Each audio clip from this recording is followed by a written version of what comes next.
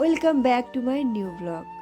রাধে রাধে বন্ধুরা, আশা করি তোমরা সবাই খুব ভালো আছো আর আমিও খুব ভালো আছি। এখন এই শীতকাল মানেই শুধু চারিদিকে পিঠে পুলি আর চারিদিকে শুধু মেলা।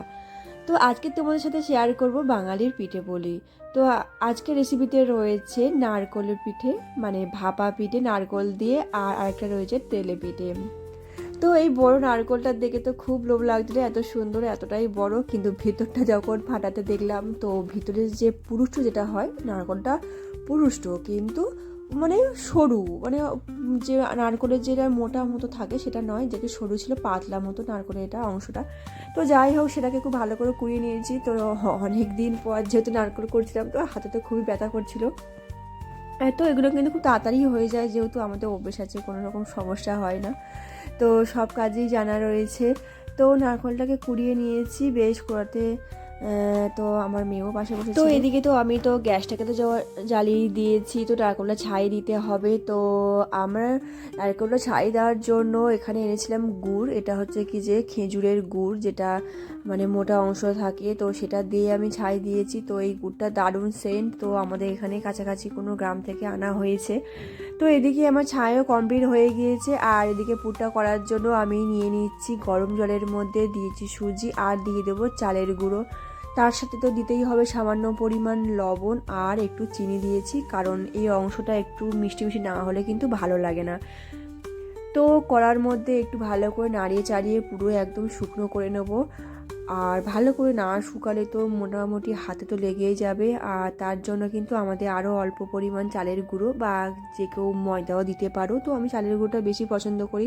তো চালের গুঁড়োটাও দিয়েছি, দিয়ে একটু বেশি করে খুব মানে অনেকক্ষণ ধরেই আমি একটু ভালো করে মেখে নিয়েছি। তো মাখাটা দেখলেও তোমরা বুঝতে পারবে যে কতটা খুব সুন্দর মোলায়েম হয়েছে, অথচ কিন্তু হাতে লেগে যাচ্ছে না। তো এইভাবে মেখে আমি কিছুক্ষণ 10 মিনিট মতো রেখে দিয়েছিলাম, আর তারপরেই কিন্তু এরকম করে গোল করে নিয়েছি। তো যতটা ছোট পরিমাণ করা যায় দেখতেও ভালো লাগে। তো আমার যেহেতু সময় খুবই কম, তো একা হাতে করতে হবে, ছোটো ছোটো করলে তো অনেকটা সময় লেগে যাবে, তো সেই জন্য আমি একটু মিডিয়াম সাইজেই করছিলাম।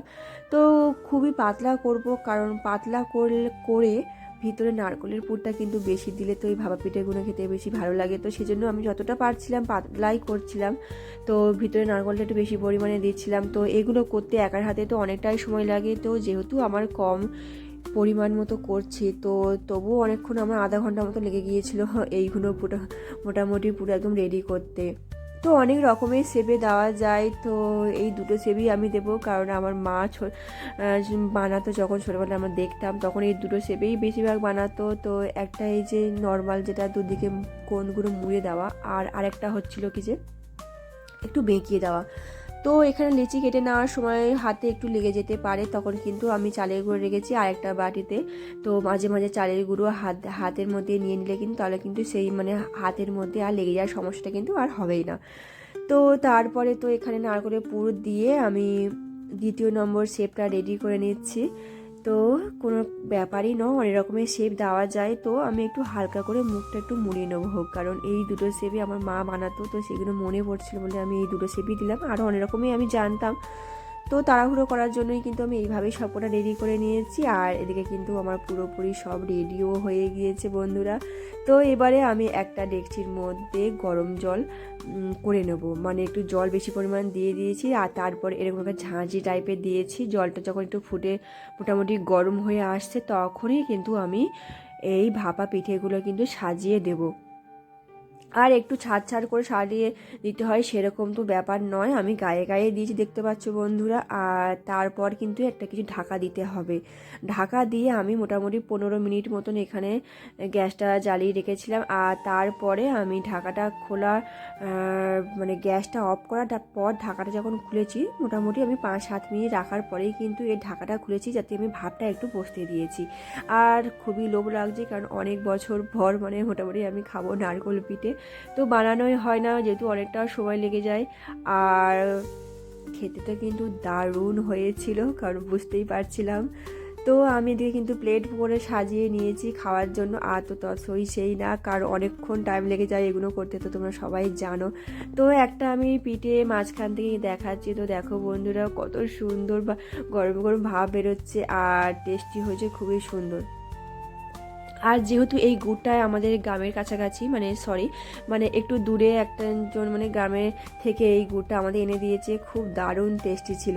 আর তারপরে কিন্তু আমি বানিয়ে নিয়েছিলাম তেলের পিঠে। আর তেলের পিঠে ব্যাটারটা কিন্তু আমি অনেকবারই তেলের পিঠে বানাই, তেলের পিঠে আমার প্রায় সময়ই আমার খেতে ইচ্ছা করে। তো আজকের ব্যাটারটা এত সুন্দর হয়েছে, তো দেখো বন্ধুরা, সেই মানে মোটামুটি কেক তৈরি করার মতনই ব্যাটারটা করেছি।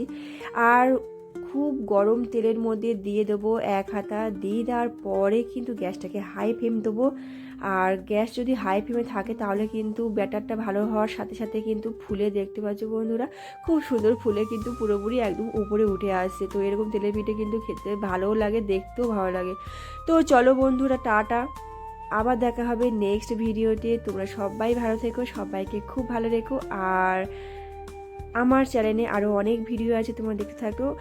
আর নেক্সট ব্লগের জন্য অবশ্যই করে করো, আর অবশ্যই করে পিঠে বানিয়ে খাও।